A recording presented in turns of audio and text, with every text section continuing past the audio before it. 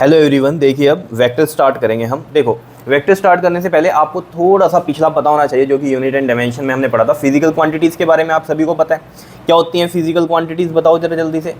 Physical quantities की अगर हम बात करें तो फिजिकल क्वांटिटीज़ क्या थी हमारे पास, जिनको हम मेजर कर सकते हैं, वो हमारी फिजिकल क्वांटिटीज़ होती थी। या फिर हम ऐसे कहते थे कि जो कि फिजिक्स के लॉज को, ठीक है, एक्सप्लेन कर सके या डिफाइन कर सके, उसे हम फिजिकल क्वांटिटीज़ कहते हैं। जैसे कि हम कहें फोर्स, मास और एक्सेलरेशन, ये क्या है, फिजिकल क्वांटिटीज है, बिकॉज इनको हम मेजर कर सकते हैं। ठीक है, तो हमें पता है न्यूटन का सेकंड लॉ क्या कहता है, force is equal to mass into acceleration.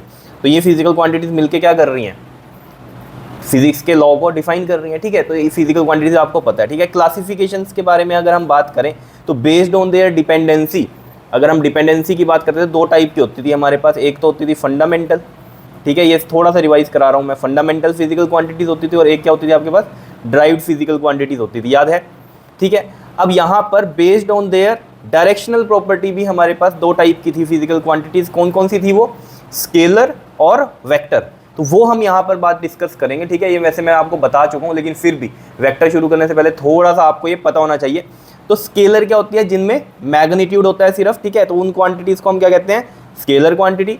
और जो वेक्टर क्वांटिटीज़ हैं वो क्या है, जिनमें हम कहते हैं मैग्नीट्यूड तो है ही है, साथ में उसकी डायरेक्शन भी हो, और साथ में वेक्टर के लॉज को वो ओबे भी करे। ठीक है, चलो इनको वन बाय वन डिस्कस करते हैं। पहले हम समझते हैं मैग्नीट्यूड क्या है। तो मैग्नीट्यूड क्या होता है, numerical value along with unit. जैसे हम बात करें यहाँ पर मास, ठीक है, मास को हम m से लिखते हैं। मान लो आपको 5 kg बोला गया, तो ये देख लो ये क्या होता है, यहाँ पर ये 5 क्या है, न्यूमेरिकल वैल्यू है। ठीक है, न्यूमेरिकल वैल्यू हो गई है। ठीक है, और ये जो kg है ये क्या है, इसका यूनिट है, ये आपको पता ही है। ठीक है, एग्जाम्पल पे हम बात कर रहे हैं। मान लो फोर्स की बात करें, फोर्स मैंने बोला आपको 10 न्यूटन। ठीक है, तो यहाँ पर मैग्नीट्यूड ये पूरा है, numerical value along with unit. ये वेक्टर है या नहीं है वो अभी हम बात नहीं कर रहे, हम अभी बात कर रहे हैं मैग्नीट्यूड क्या होता है। तो जैसे हमने लिखा मास 5 kg, तो ये इसका मैग्नीट्यूड हो गया, numeric value along with unit. यहाँ पर ये जो 10 है हमारे पास, ये क्या है, न्यूमेरिकल वैल्यू है, न्यूमेरिकल वैल्यू है। और ये जो n है, दिस इज न्यूटन, ऐसा ही यूनिट आपको पता है, फोर्स का क्या होता है, न्यूटन।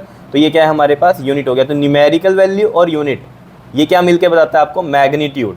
ठीक है, खाली न्यूमेरिकल वैल्यू मैग्नीट्यूड नहीं होता, यूनिट के साथ क्या है, ये हमारा मैग्नीट्यूड होता है। क्लियर है, अब आपको समझ में आएगी बात कि जो स्केलर फिजिकल क्वांटिटीज हैं, quantities which have only magnitude, इनको क्या बोलते हैं हम, स्केलर फिजिकल क्वांटिटीज, जिनका सिर्फ मैग्नीट्यूड होता है। ऐसे क्या होते हैं हमारे पास, जैसे कि एग्जांपल है हमारे पास, डिस्टेंस हो गया, स्पीड हो गई, energy, power, work, charge etcetera.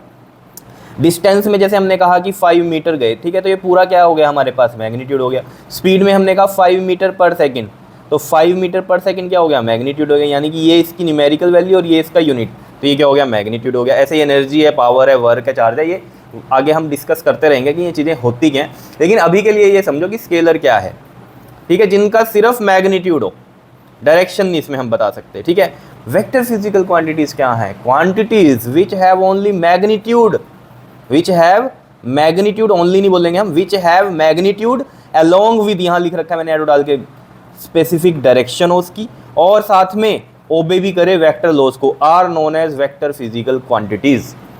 अब लॉज क्या है, ठीक है, अब लॉज ये पूरा चैप्टर ही लॉज का ही तो है, वेक्टर ही तो समझना है इसमें हमें कि क्या होता है। ठीक है, एडिशन के लॉज क्या हैं यहाँ पर, और बाकी लॉज वेक्टर्स के क्या हैं, वो सब पढ़ेंगे हम। जैसे नॉर्मल स्केलर आप ऐड करते थे, तो मान लो जैसे आप कहते थे 2 प्लस में 2, तो बचपन में आपको कैसे सिखाया जाता था, 2 के लिए 2 लाइनें डालो, फिर 2 हैं तो 2 लाइन्स डालो, अब इनको काउंट करो 1 2 3 4 ऐसे।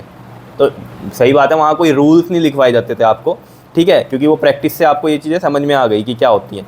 लेकिन यहाँ वेक्टर्स में क्या है, अभी एक नई चीज़ है आपके लिए, तो यहाँ पर हमें सारे रूल्स वो पढ़ने पड़ेंगे इनके कि क्या होते हैं, लेकिन है बहुत ईजी, समझने जरूरी है पूरी फिजिक्स को समझने के लिए।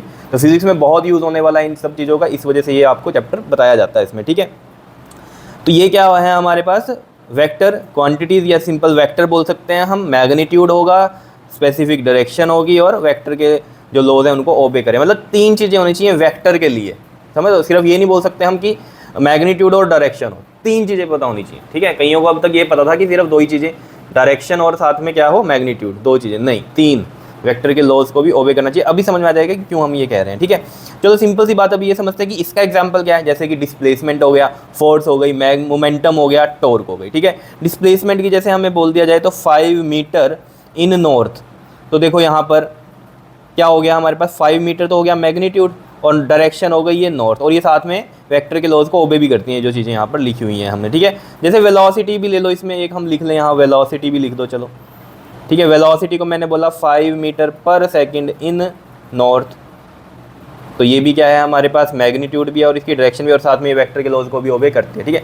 अब कुछ ऐसी क्वांटिटीज़ हैं जिनका मैग्नीट्यूड भी है और डायरेक्शन भी है, लेकिन वो वेक्टर के लॉज को ओबे नहीं करती, तो उनको हम क्या बोलेंगे, स्केलर ही बोलेंगे, वेक्टर नहीं बोलेंगे, क्योंकि वो वेक्टर के लॉज को ओबे नहीं करती, चाहे उनकी डायरेक्शन भी है मैग्नीट्यूड भी है। लेकिन हम ये देखना जरूरी है कि वेक्टर लॉज भी ओबे हो रहे हैं या नहीं हो रहे हैं, जिसमें नहीं होंगे चाहे उसकी डायरेक्शन भी है तो वो वेक्टर क्वांटिटी नहीं है, वो स्केलर में ही काउंट होगी, ठीक है। ये मैंने यहाँ पर नोट करके लिखी है बात, ये देख लो जरा।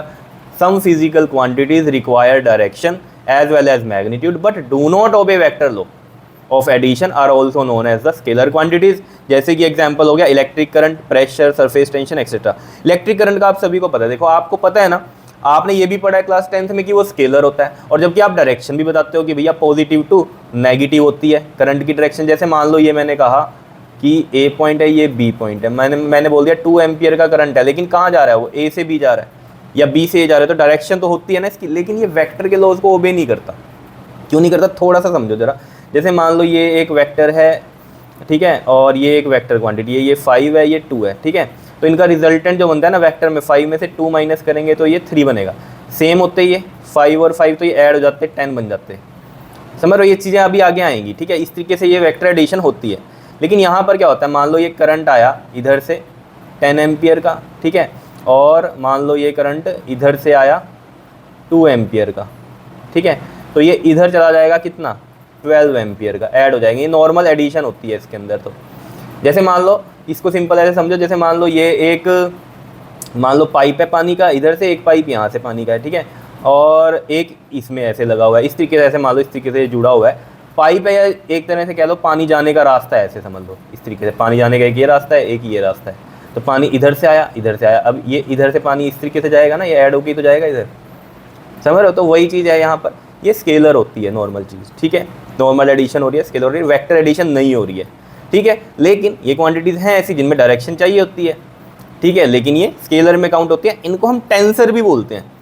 क्या बोलते हैं हम इनको, कोई पूछ ले टेंसर क्वांटिटीज़ क्या है, जिनका क्या हो, मैग्नीट्यूड हो, डायरेक्शन हो, बट वो वेक्टर लॉ भी नहीं करते, उनको टेंसर बोलते हैं, ठीक है। ये गिवन हो टेंसर कहीं तभी हम बताएंगे, अगर नॉर्मली आपको पेपर में स्केलर या वेक्टर में ही पूछेगा तो ये सब स्केलर ही है। लेकिन कोई पूछ ले बाई चांस कि टेंसर क्या है, तो ये पता होना चाहिए ये नाम भी टेंसर क्या होता है। क्या इतनी बातें समझ में आई हैं, ठीक है जी। तो ये चीज़ें आपको क्लियर हो जानी चाहिए। इसके बाद हम वेक्टर को ही डिस्कस करने वाले हैं नेक्स्ट वीडियो से। क्लियर है इतनी बात, बताओ, ठीक है ना। रिप्रेजेंटेशन क्या है, बाकी चीज़ें वेक्टर के बारे में, वो सब हम आगे पढ़ेंगे। क्लियर हुई ये बात, ओके जी, थैंक यू।